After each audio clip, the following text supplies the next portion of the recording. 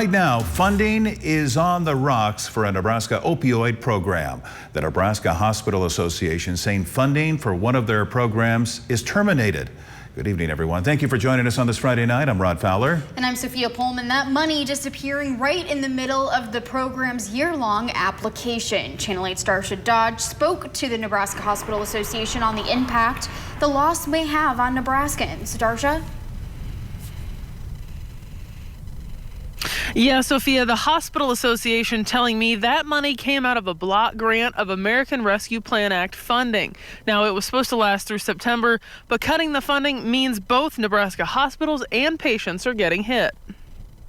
Nebraska healthcare providers reeling after a major funding loss. Federal funding for an opioid reduction program gone in the middle of the award year. That money aimed at helping hospitals statewide work with patients. These drugs, if they're not prescribed appropriately, managed appropriately, they are very addictive, and often, the intensity of the drug, needs to go up to meet your addiction. Their program was testing a new model for care, including aftercare nurses to assist patients long after their procedures. It means that, thousands of Nebraskans that we were going to work with after their procedures in our hospitals aren't going to get the support they need to make sure they can deal with their pain in a way that doesn't involve opioids. Nordquist adds medical providers can warn patients of the dangers when they're discharged. But without proper follow-ups, managing pain long-term, especially once doctors stop prescribing said drugs, can turn patients towards other substances. If your doctor isn't going to prescribe it to you anymore,